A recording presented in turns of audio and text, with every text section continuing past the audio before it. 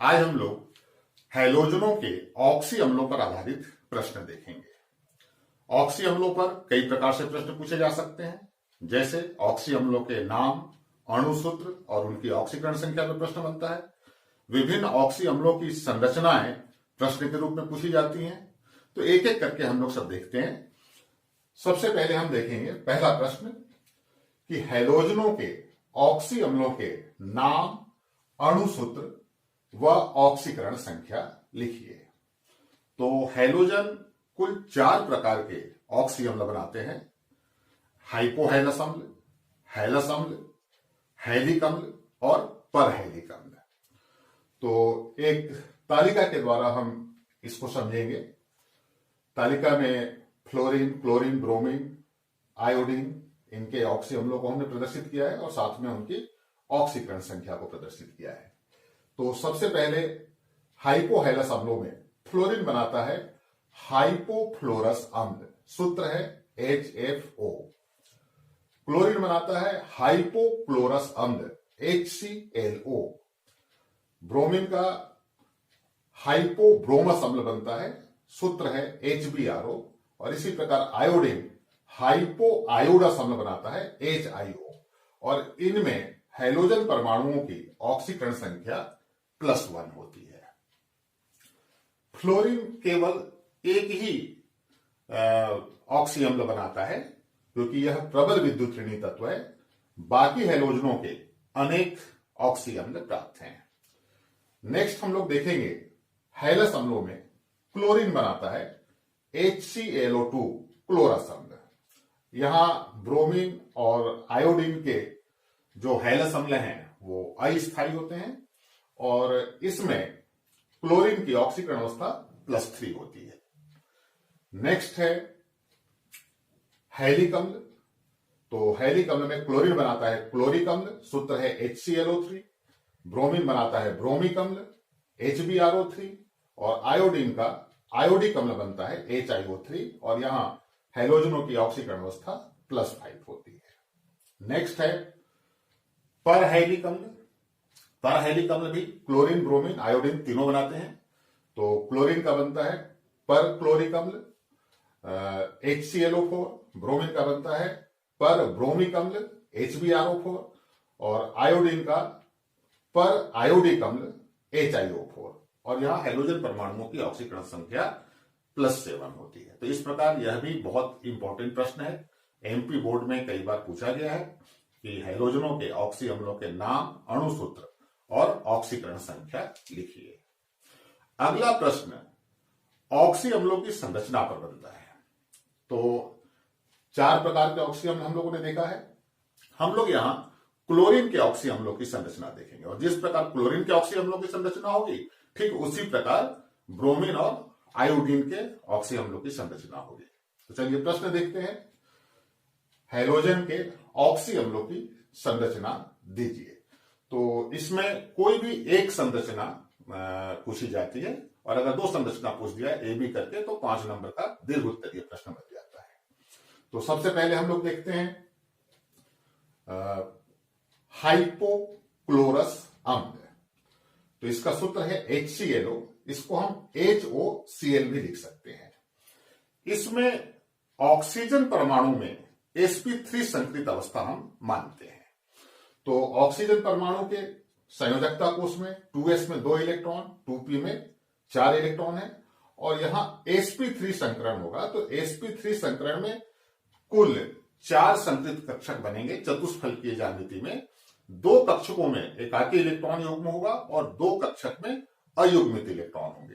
तो जहां अयुग्मित इलेक्ट्रॉन होगा वहां ऑक्सीजन बंध बनाएगा।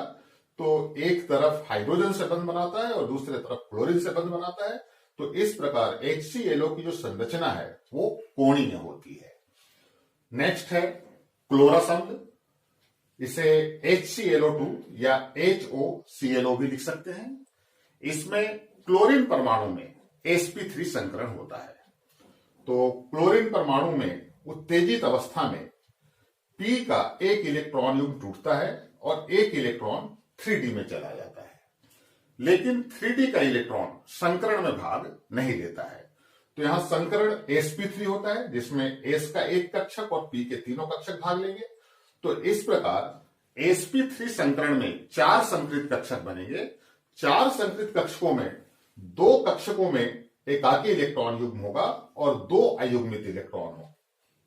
तो जहां अयुग्मित इलेक्ट्रॉन होगा वहां पर सहसंयोजी बंध बनेगा। तो यहां क्लोरीन परमाणु पर 2 एकाकी इलेक्ट्रॉन युग्म और 2 अयुग्मित इलेक्ट्रॉन है। तो एक तरफ OH समूह सहसंयोजी बंध बनाकर जुड़ेगा और दूसरी तरफ ऑक्सीजन सिंगल बॉन्ड से जुड़ेगा सहसंयोजी बंध बना करके। अब ये जो 3D कक्षक का असंकृत इलेक्ट्रॉन है ये ऑक्सीजन परमाणु के साथ पाई बंध बनाता है। तो इस प्रकार ऑक्सीजन परमाणु डबल बॉन्ड से क्लोरीन से जुड़ जाता है।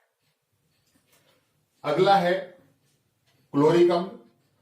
क्लोरिक अम्ल में भी क्लोरीन परमाणु की संकरित अवस्था sp3 होती है, लेकिन उत्तेजित अवस्था में p के दोनों इलेक्ट्रॉन युग्म टूट करके 3D में चले जाते हैं। एक एक इलेक्ट्रॉन 3D में चला जाता है और ये जो 3D में 2 इलेक्ट्रॉन आए हैं ये दोनों असंकरित अवस्था में होंगे और संकरण में केवल s कक्षक और p के तीनों कक्षक भाग लेंगे। तो sp3 संकरण यहां भी हो रहा है, लेकिन इस बार 4 संकरित कक्षकों में से एक में है एकाकी इलेक्ट्रॉन युग्म और 3 में अयुग्मित इलेक्ट्रॉन है।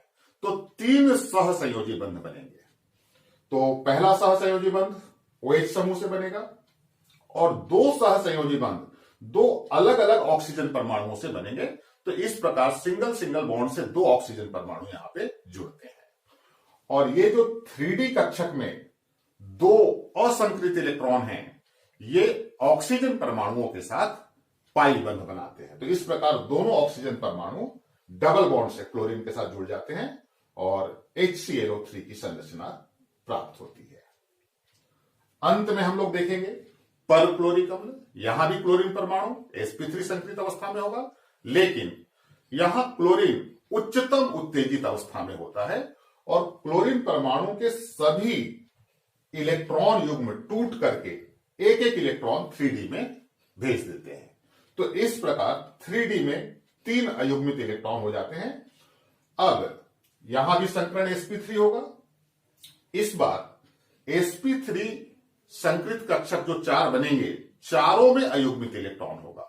तो इस प्रकार क्लोरीन 4 सिंगल बॉन्ड बनाएगा, 4 सहसंयोजी बंध बनाएगा। तो पहला सहसंयोजी बंध OH समूह से बनेगा और बाकी के जो 3 सहसंयोजी बंध हैं 3 ऑक्सीजन परमाणुओं के द्वारा बनेंगे। तो 3 ऑक्सीजन परमाणु सिंगल बॉन्ड से क्लोरीन के साथ जुड़ जाएंगे। अब ये जो 3D कक्षक के 3 असंकृत इलेक्ट्रॉन हैं ये तीनों ऑक्सीजन परमाणुओं के साथ एक एक पाई बंध बनाएंगे। तो इस प्रकार तीनों ऑक्सीजन परमाणु डबल बॉन्ड से क्लोरीन के साथ जुड़ जाते हैं। तो ये हम लोगों ने देखा क्लोरीन के ऑक्सी अम्लों की संरचना, और जिस प्रकार क्लोरीन के ऑक्सी अम्लों की संरचना है ठीक उसी प्रकार से ब्रोमीन के और आयोडीन के ऑक्सी अम्लों की संरचना होगी। बहुत ज्यादा इंपॉर्टेंट है और एमपी बोर्ड में अनेकों बार यहां से प्रश्न बना है। तो आज के लिए इतना ही। अगले वीडियो में हम समूह 17 का लास्ट टॉपिक ब्लीचिंग पाउडर, विरंजक चूर्ण पे आधारित प्रश्न देखेंगे। तो आज के लिए इतना ही।